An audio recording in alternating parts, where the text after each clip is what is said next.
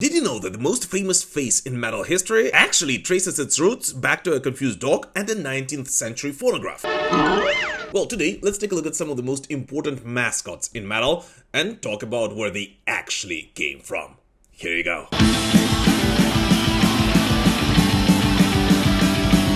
Well, first of all, we have to point out that mascots are by far not exclusive to metal. In fact, visual identity like this existed long before the creators of rock and roll were even born. As back in 1898, British painter Francis Brougham created the piece His Master's Voice, featuring his dog, Nipper, listening intently to an Edison Bell cylinder phonograph. As Brougham later on recalled, Nipper was extremely confused by where this voice is coming from, which actually inspired this legendary image. And in 1900, a slightly altered version, replacing the cylinder with a disc-based gramophone, was adopted by the Victor Talking Machine Company, and by 1931, it became a face of the industry giant, EMI.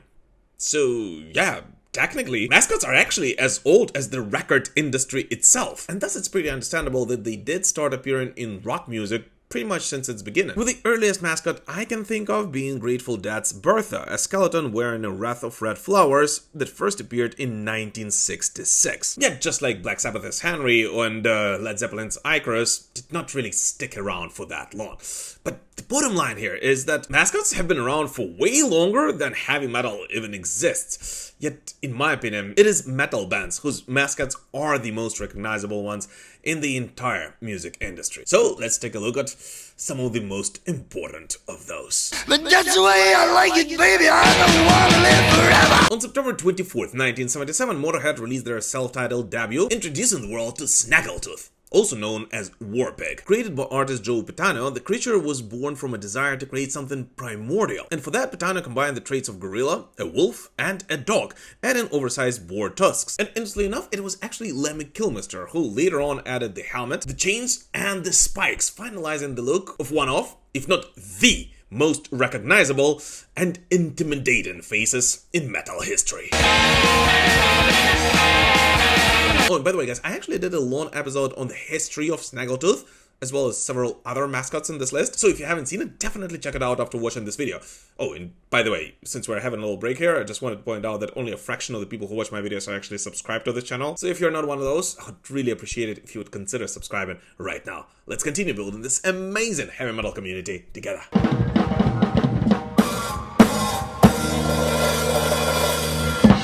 Just weeks after Motorhead's debut, New York's Riot released Rock City, featuring a creature with a human body and the head of a baby seal. And unlike Snaggletooth, this mascot, named Johnny the Mighty Tire, was actually a deliberate marketing strategy by the label. Yet initially fans were confused. What does a seal have to do with metal? But that choice was intentional, to set Riot apart from their peers. And Johnny stood the test of time, appearing on numerous covers and becoming a staple of the band's stage shows and pretty much all of their future promo material. If your band is named Grim Reaper, your choice of a mascot should be pretty obvious, right? And thus the new wave of British heavy metal legends first featured the tall, hooded skeleton on their 1983 debut, See You in Hell, and he has remained a constant on every release since, even under the Steve Grimmett's Grim Reaper moniker. And similarly, Tigers of Pantan have chosen Tiger for pretty much exactly the same reasons, which first appeared on their 1979 EP Don't Touch Me There. Yet unlike Grim Reaper, the Tigers briefly retired the beast in the mid-80s, yet of course brought it back after that short break. And by the way, on their latest studio album, they have decided to take it to an absolutely new level, and instead of one, featured 5 tigers on their album cover. Oh, and by the way, we cannot talk about Reapers without mentioning Children of Bodom. Their mascot Roy is tied to the band's dark origins, the mysterious 1960 Lake Bottom murders, where the lone survivor claimed to have seen the Ripper himself. And Roy does appear on all of the Children of Bodom covers, which of course makes him one of the most recognizable mascots in metal history, whose name, by the way, comes from the movie Hot Shots, and specifically from that scene where a guy shouts at a painting. Roy? Roy? Huh? I even went to school with that man. He's just not the same. Been ignoring me all day. One of the most recognizable, if not the most recognizable mascot in thrash metal though, is of course Megadeth's Vic Rattlehead, who first appeared on the band's debut album Killin' Is My Business and Business Is Good in 1985, and was a result of an idea by Dave Mustaine himself, who sketched the original drawing, with Vic Rattlehead eventually becoming the embodiment of see no evil, hear no evil, speak no evil concept, and his name Vic standing for victim, and Rattlehead being derived from rattle one's head, which of course simply means intense headbanging. And after the debut album, Vic Rattlehead of course did appear on pretty much all of the band's albums, wearing a suit, black trench coat, military attire, black jacket, or a cloth robe, basically becoming Megadeth's version of Eddie the Hat, of whom we of course will be talking in a moment. But unlike Iron Maiden's mascot, Vic Rattlehead actually represents Dave Mustaine's own feelings about religious repression and freedom of expression. Before the head explodes. And talking about thrash metal mascots, German thrasher Sodom first adopted their iconic mascot Knarrenheinz on the cover of their second album Persecution Mania, released in 1987. And it was then when they switched from the occult horror thing in their lyrics to something way more horrible: actual life. And specifically for that concept, they worked together with the artist Johannes Beck, who created Mascot, which is supposed to be the personification of the war itself. A soldier in a NATO uniform with a gas mask and an M16 in his hands, whose story is actually told in the song of the same name, where the band actually revealed that Knarrenheinz is actually supposed to be a nuclear-powered zombie trapped in internal combat.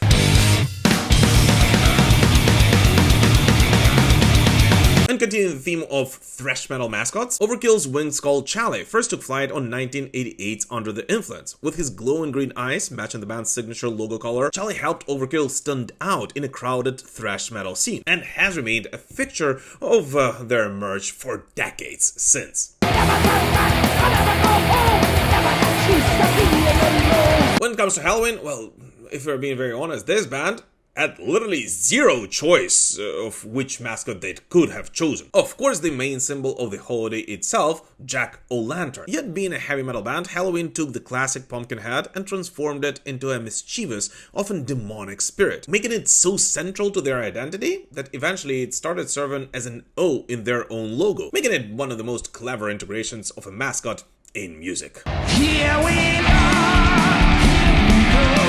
German speed and power metal legends Rage also have quite a recognizable mascot, and also adopted it quite early in their career. According to the band's lore, Soundchaser is a guardian created by elders who mutated into an alien monster that attacks anything making a sound. And since his debut on 1988's Perfect Man, Soundchaser has become so iconic that he was even featured in Germany's Rock and Pop Museum.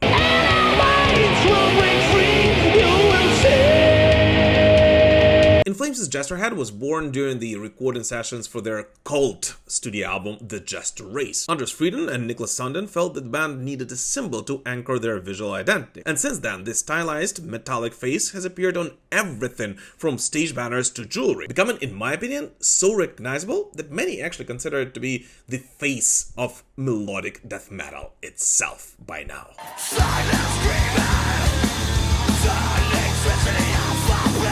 Yet another recognizable mascot is of course Hammerfall's Hector. Inspired by Dungeons & Dragons, Hector represents the band's crusade for true metal, and he has appeared on every Hammerfall album except for one, the 2011 studio record Infected, which cover features a bloody hand reaching up, shifting toward a zombie apocalyptic theme. Yet even there, Hammerfall could not resist and still included Hector inside the CD booklet. A darker take on the Knight's archetype is Disturbed's The Guy, a cloaked anti-hero with a menacing grin and glowing red eyes who rises to fight corrupt regimes, whose name actually came from drummer Mike Wengren's nephew, who was so frightened by the image that he would ask, "Is that the guy? That's the guy, isn't that the guy?" Thus giving The Guy its name.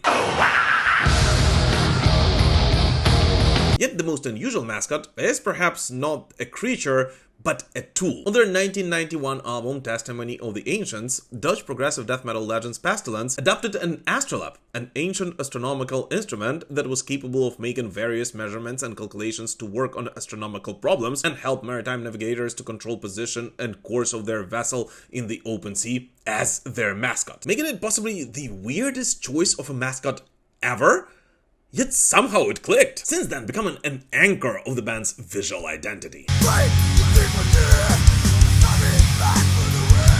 And thus we come to possibly the most important mascot of all. And here's the thing, I deliberately placed all of these mascots, which I truly believe are some of the most recognizable mascots in the world of metal, in a random order. All of them, except for two. The one that opened this episode, and the final one. The legendary Iron Maiden's Eddie the Hat. And just like with Snaggletooth, I believe that this is the mascot that needs absolutely zero introduction to pretty much anyone in metal. And since his appearance, Eddie has become so crucial and central to the world of Iron Maiden that by now I don't even actually consider it to be a mascot, but rather yet another band member. And I truly believe that if it was not for Eddie, Iron Maiden would have never been able to reach the heights they are at today. And who knows what it could have meant for heavy metal overall. So yes, mascots do matter, and especially when it comes to the legendary Eddie.